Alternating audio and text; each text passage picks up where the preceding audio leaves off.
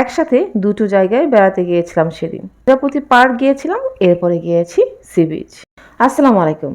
Daily sweet মোমেন্টসে আজকে একটি ছোট্ট ব্লগ দেখার জন্য আপনাদের ওয়েলকাম জানাচ্ছি। অনেক দিন পর ঘর থেকে বের হলাম। না বেরোতে আর অসুস্থতার কারণে আমি কেমন যেন ঘরমুখী হয়ে গেছি। ঘরের কাজকর্ম আর সেই সাথে পেজগুলোর কাজ করে যেন সময় কাটছে। তো মোটামুটি বাবা আর মেয়ের জোড়াজোড়িতেই রাজি হলাম বাইরে বেরোতে। প্রায় 7:30 করে ঘর থেকে বের হয়েছি। রাস্তাঘাটও ফাঁকা ছিল, ফ্লাইওভারের উপর দিয়েই তো যাচ্ছি। আর এত ভালো লাগছিল ওয়েদারটা, কি বলবো, চারপাশে সৌন্দর্য দেখে দেখে যাচ্ছিলাম। প্রথমে গিয়েছি প্রজাপতি পার্ক। এই প্রজাপতি পার্কে আমার অনেক স্মৃতি জড়িয়ে আছে। প্রায় 12-13 বছর আগে শাশুড়ি সহ গিয়েছিলাম।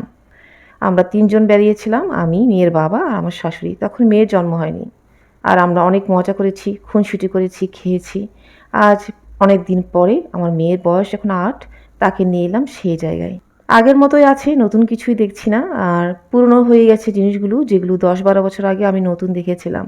ভাঙাচোরা খেলনা, কিন্তু অনেক বাচ্চা এনজয় করছে, সেই সাথে আমার মেয়েও নতুন জায়গায় এসেছে হিসেবে এনজয় করছিল।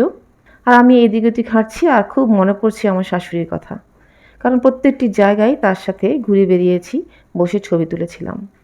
কোনো কিছুই চেঞ্জ হয়নি, তবে নতুন অতিথি হিসেবে আমার দেখা নতুন একটি কিংকং দেখলাম।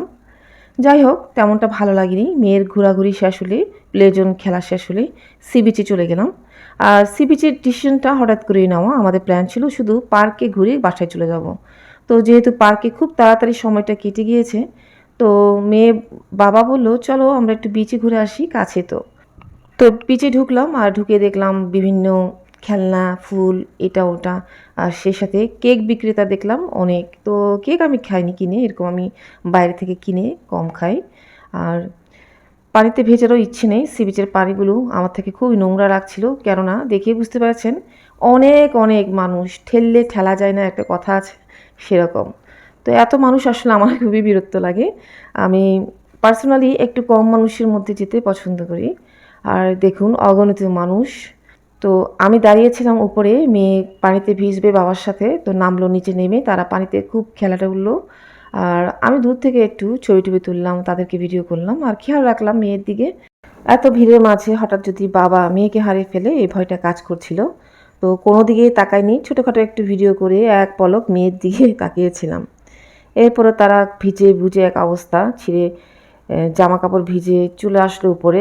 আর যেহেতু প্ল্যান ছিল না, মেয়ের জন্য এক্সট্রা কোনো জামা আনলাম না। এই ভিজে জামা নিয়ে মেয়ে খুব এনজয় করছিল। আর বাবার প্যান্টটাও ভিজে গিয়েছিল নিচের অংশে। তো বললো চলো খাওয়া দাওয়া করা যাক। আমার কিন্তু মোটেই খাওয়ার ইচ্ছে ছিল না, তাদের দিকে তাকিয়েই খেতে বসলাম। তারপরে দেখলাম একদম লাইভ কাবাব তৈরি করে দিল, চা তৈরি করে দিল, পরোটা আর পেঁয়াজু, দারুণ মজা। আর প্রথমে খেতে ইচ্ছে করছিল না, কিন্তু খাওয়ার পরে ভাবছি ভালোই করেছি খেয়ে। আসলে খাবারগুলো খুব ফ্রেশ আর মজা ছিল, আর দামটাও ছিল রিজনেবল। তবে এই চাটার কথা বলবো, মালাই চা বলে চালিয়ে দিয়েছিল, নর্মাল চায়ের উপরে হালকা একটু শর্ট টাইপের রেখে আর দুধ পাউডার ছিটা দিয়ে দিয়েছে। তা যাই হোক, তো এরপরে আবার বলল কোথাও যাবে কি না। আমার তো এদিকে আমি খুবই টায়ার্ড। এদিকে তারা দুজন প্ল্যান করছে ব্রোস্ট ক্যাফেতে যাবে, কিছু খাবে, যেখানে আমি ঘর থেকে বেরোতে চাই না। তার মধ্যে 2টো জায়গা বেরোনো হলো, তো আমি রাজি হইনি। তো আমি বললাম চলো আর না, বাসায় যাই, টায়ার্ড লাগছে। ভিউটা খুব ভালো লাগছিল আসার পথে, একদম চুপচাপ রাস্তাঘাট। মনে হয় যেন রাস্তার সব মানুষজন চলে গেছে বিচে। যাই হোক, তারা বিচেই থাকুক, এখানে আর না আসুক, আমি বাসায় চলে যাই। তো এই ছিল আমার ছোট্ট ব্লগ। কেমন লেগেছে কমেন্টে জানাতে ভুলবেন না। নতুন কোনো ব্লগ নিয়ে খুব তাড়াতাড়ি আবার দেখা হবে। ভালো থাকবেন সবাই। আল্লাহ হাফেজ।